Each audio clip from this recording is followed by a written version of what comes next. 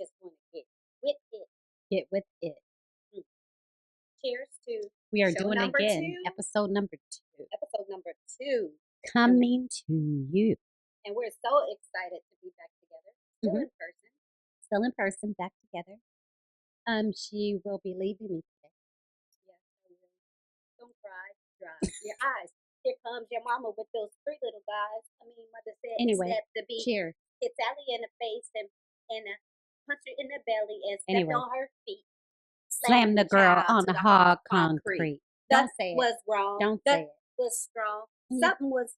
I said, what was going on? I tried to break it up. I said, stop it, skeezers. She said, if I can have it, She can't either. Or is it he can't? She said, if I can't have you, he can't either. She said, if I can't have you, she can't either. Oh, okay. Anyway, nice to see you again, even though I'm leaving you. And Yes.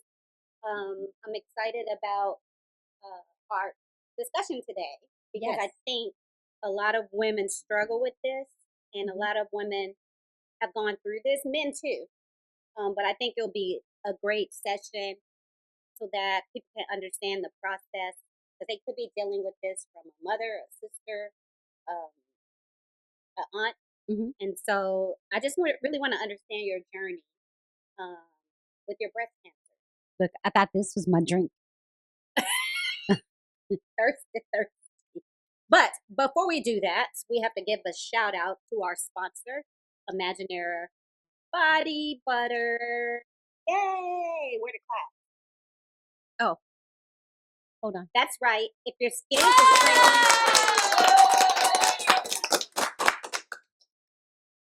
Imaginaire Body Butter.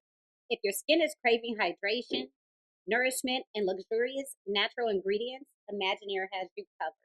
Their body butters are crafted with ingredients like shea butter, coconut oil, jojoba oil, rosehip, vitamin C, and vitamin E to leave your skin feeling soft, smooth, and radiant. See? My skin is popping. And we have experienced so many different scents that they have. They have lavender, they have cedar creek, they have watermelon sugar. They have so many different scents. Pear prosecco, Garden, cedar creek. Did I say cedar creek? Yeah. So many scents. And again, all of it's natural. So this can be used for people with eczema. This could be used for babies. So many different skin types. So especially for babies because it's all natural. Visit ImagineerShop.com and experience the power of nature for yourself. And Imaginaire Body Butter, because your skin deserves a little imagination, a whole lot of love. And don't forget to use our code for your discount. It is spring_2026. Spring_2026. And get that Imaginaire. You want that nice glowy skin, especially summer coming. So let's jump right in with Winky the Whale. Why do I call you Winky? Hey. Why do I call you Winky? So anytime there's a dark situation in our family, for some reason, we tend to make humor out of it because it makes us feel better. And so, instead of looking at things glass half empty, we look at things glass half full. And looking at things half glass full can come with comedy from this one. So winky face, yes. I am winky. Because we got one nipple left. Yes, we only have one. It looks like this when she has her bra. Yeah. Hey. I think that can make a lot of money on OnlyFans. You think so? A winky face titty? Oh. Shoot, girl, we'll be rolling in the dough. Well, I'd have, to try that if that was my last resort. And guess what your screen name could be? One Eye. Okay. Wait, so her friend bought her these prosthetic nipples?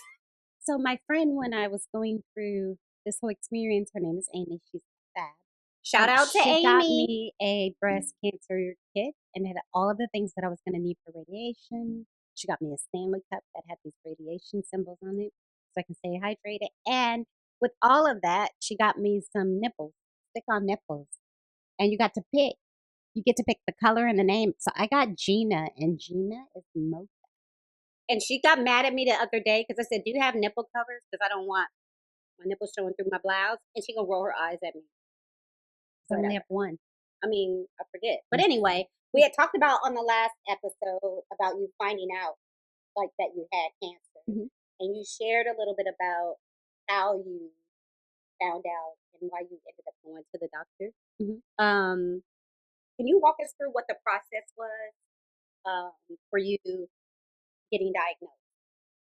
So everybody knows if you've ever had, if you were ever diagnosed with the C word, it's called a waiting game. It's called the cancer waiting game because everything's a wait. You got to wait 7 days or 5 days for your biopsy results. You got to wait 5, 7 days for the surgery. You got to wait 10 to 2 weeks, 10 days to 2 weeks to wait for another result. So it's called the cancer waiting game. So I think the question for you was, how did that process work? Yeah. How did walk us through the process on getting diagnosed? On getting diagnosed. Yeah. Again, I think on the first show I stated that, I was having this like irritating, crusty discharge from my right breast. Now, mind you, a couple of months before that, I She was had having issues herpes. with menopause. I was having horrible hot She had flashes. herpes juice coming out of her nipple, but anyway.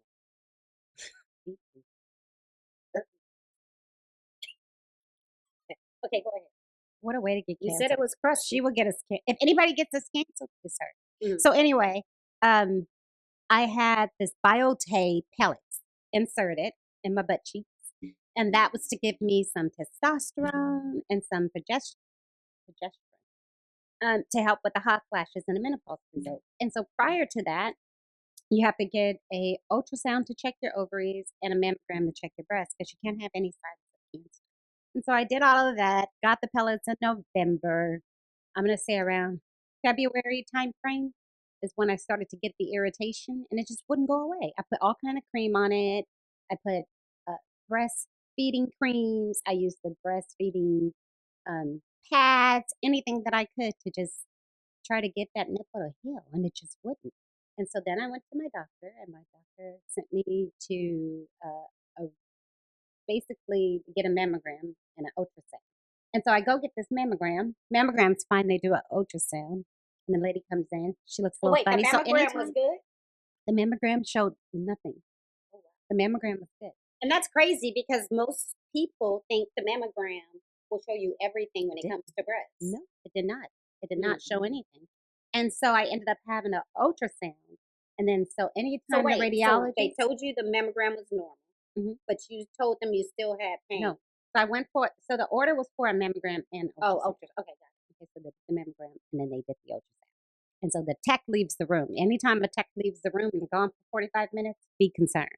So she comes back with the radiology doctor, and the doctor comes in and says, "Oh, I think you have Paget's." And I'm like, "What is Paget's?" And they were like, "Well, Paget's is a disease, and I think that you need to see a doctor immediately so you can get this taken care of." And so, of course, I walk out of there like, "What the heck is Paget's?" Because she didn't say cancer.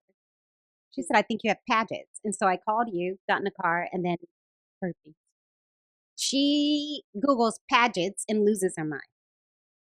And so, just so happened, 2 days later, I already had a doctor appointment scheduled. So I go to the doctor. She looks at it. She goes, "I don't think it's Paget's. I think it's like a clogged milk duct. So I'm going to go do a surgery and take half the nipple off." Mind you, she doesn't have any milk left, but she had a breast reduction years ago. Her kids are grown, so it was actually powder milk, plumped up powder milk, Where she takes nothing serious.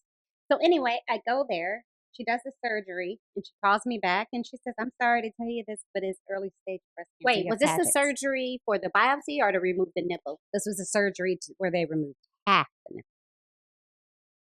And then When I you had get to the go other half back removed? in Oh, two to get weeks the other half. later to get the rest of it removed. So you had half a nipple. Mhm. So your nipple was cut in half before it was winky face. Yeah.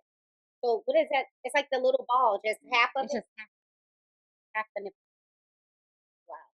And so I went back in and she took the whole nipple and all of the cancer. And then she comes back and she goes, "Well, I don't think you have to take any hormone pills because my cancer, although it was hormone driven, it was low impact. So therefore, I don't take any medicine to lower my hormones because I don't have any." And so then she's this other test, which is called like a decision RT, where they run your tissue through a machine and it tells you the likelihood of return. And mine was like the highest is 10, mine was 9.8. So she's like, "You got to do radiation." Nobody knew what that was going to be like. So Yeah. So, what were your initial thoughts and feelings when you received the shock. diagnosis? I don't think I have processed that that little sucker was in my body because I was shocked. We don't have cancer in our We don't. family at all. So for me to even just get the call was mind blowing. Yeah. Um, what treatments options? Also, so they removed the nipple, Remove the and then nipple, you did how many? How much radiation? 25 sessions of radiation. And so I went 5 days a week, Monday through Friday, for about an hour. Um, and again, I didn't do any hormone treatment, so it was just that. So, did they give you other treatment options, or did they only provide you one option? Actually, they gave me 0 options, so I didn't have a choice between a lumpectomy or mastectomy, and I didn't have a choice on the treatment. The reason why I didn't have a choice between a lumpectomy and a mastectomy is because they said that over the years, research has shown that a mastectomy does not have any of a less chance of the return of cancer if you get the radiation treatment. So had I known before, I would have asked for the mastectomy and never have gotten the radiation. And the mastectomy is where they take the whole titty Oh, off. Oh, you mhm, could have wore your summer dresses. Didn't you? I know. But your titties too big now. What was the most challenging part of treatment? Probably just keeping all you guys sane and not letting you see my worry. Keeping who safe? The family, everybody, you got like even my kids. I think for me, I just tried to stay strong for everybody around me, but really inside. You thought you were being strong? Yeah, I didn't even say anything. I just went to sleep. No, I slept a lot. no. What? We talked about it. You and I, but not the kids. Okay.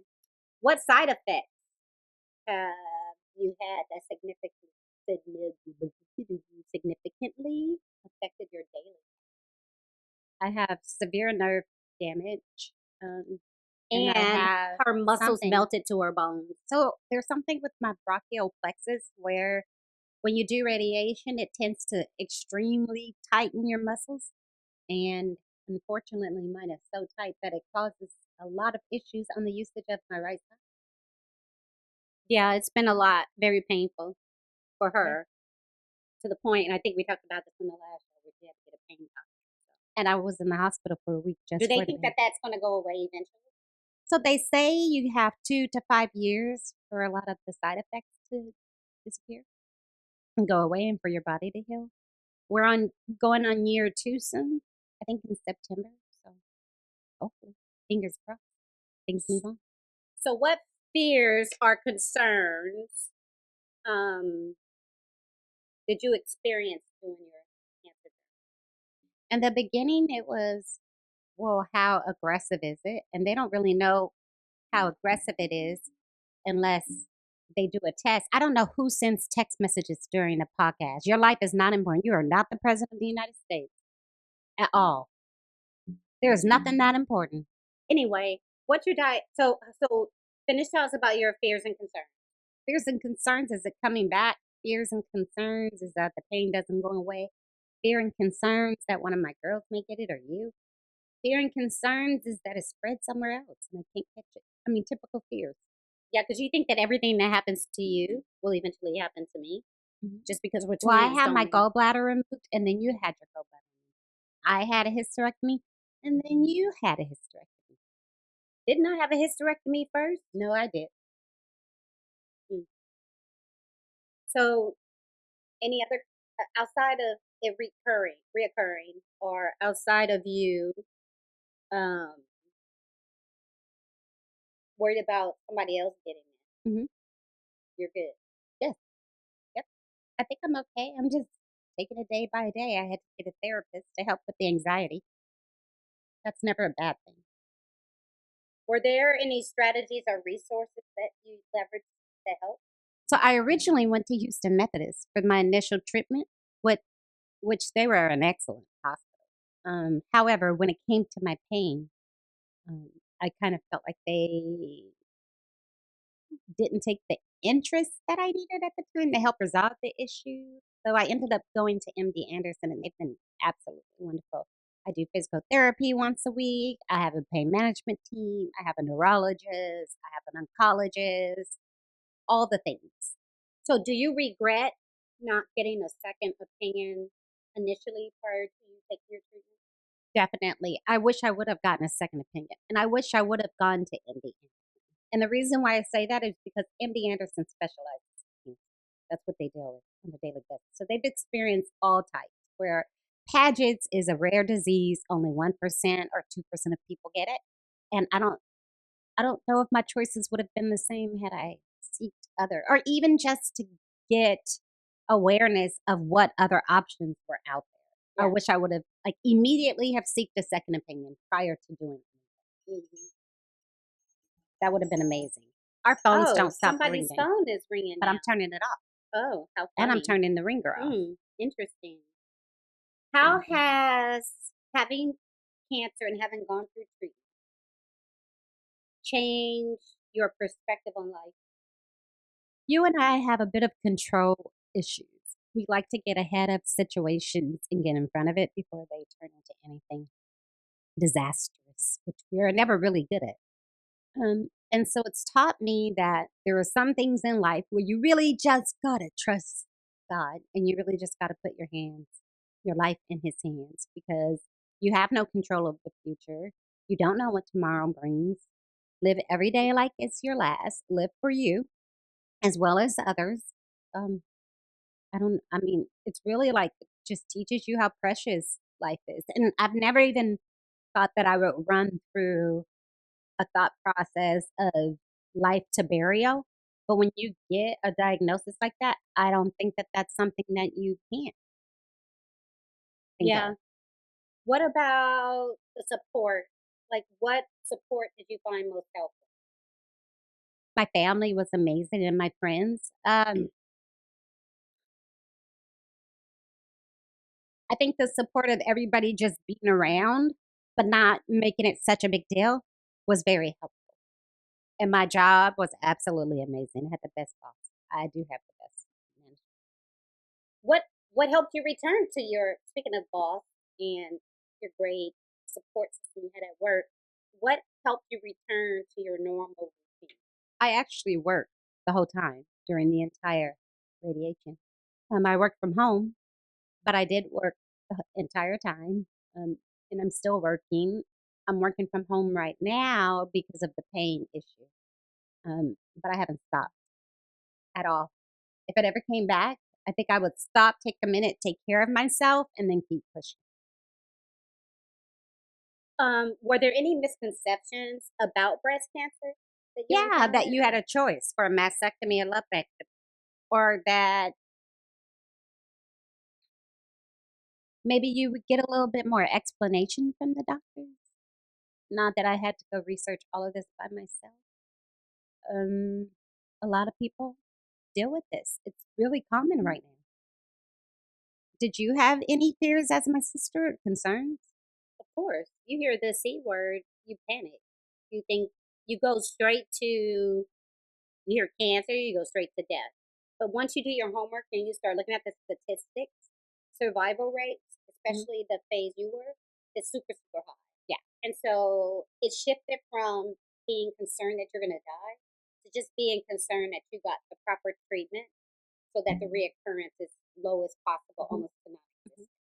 So I just kind of flipped my thought and stopped worrying and just looked at what do we need to do to get through the treatment. Gotcha.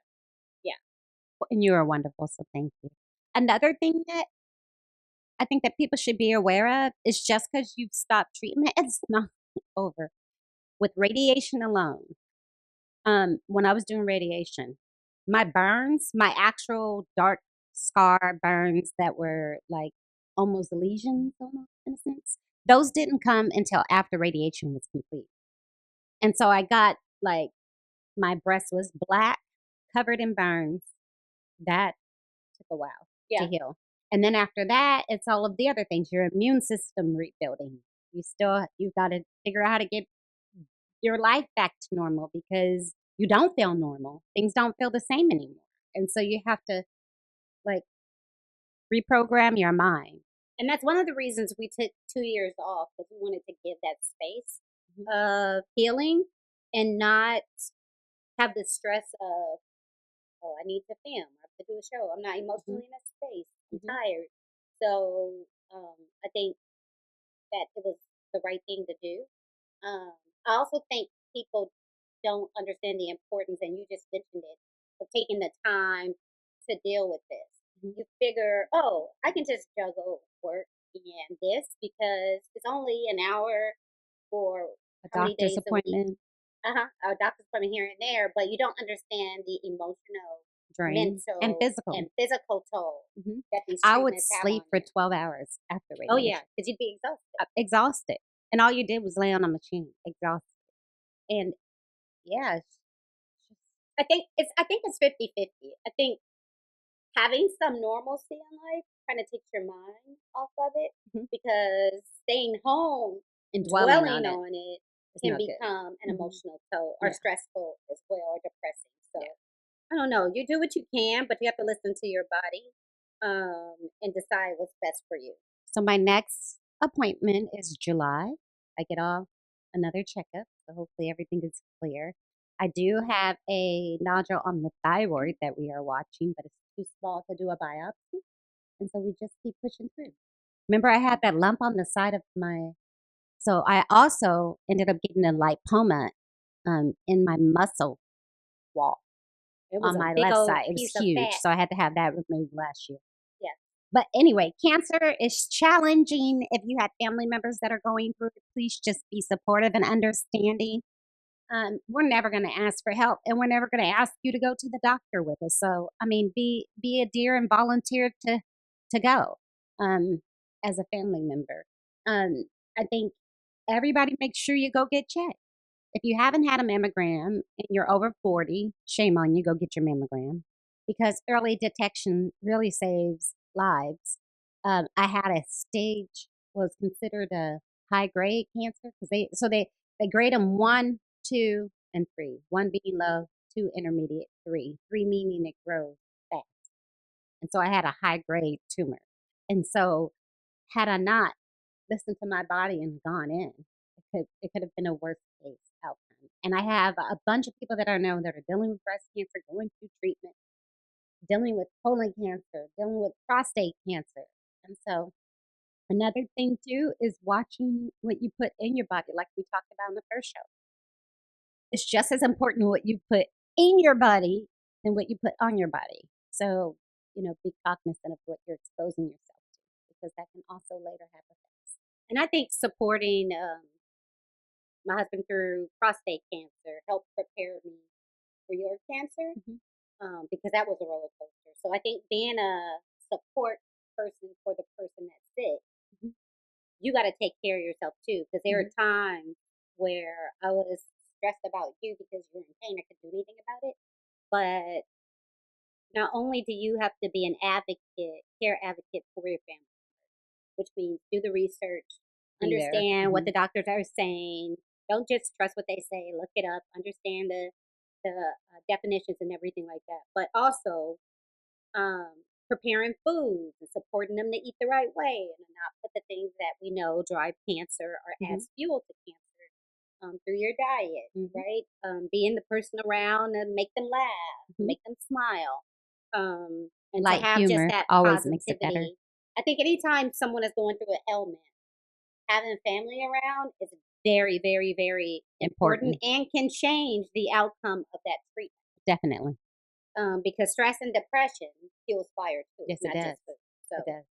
uh, do your research and be there to support your friends and family that are going through things. And So early detection saves lives.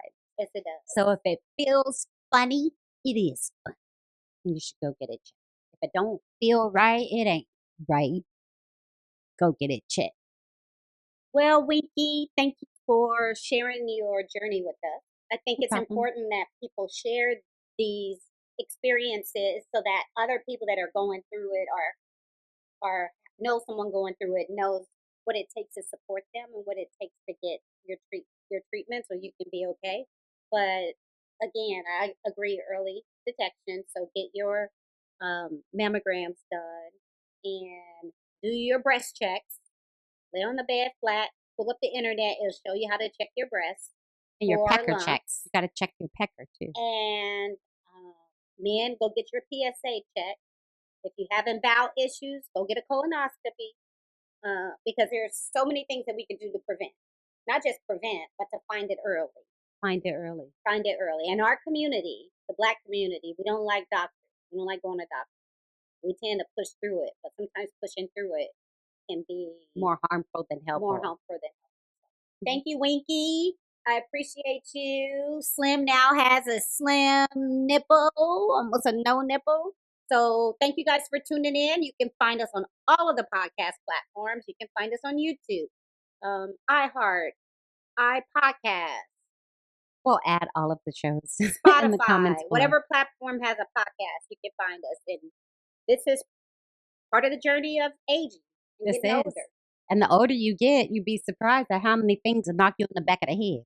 Yes. And you would be surprised at how many things you can do without. Oh, for sure. Like a nipple. Who needs nipples? Oh, speaking of, she said to me, you know, you can have your cosmetic surgery and we'll replace it for free. I said, I'm 50. She goes, what does that mean? Who the hell cares about a nipple? I disagree with that. I Who would have cares had the about a nipple? cosmetic surgery. Give me some new TikTok.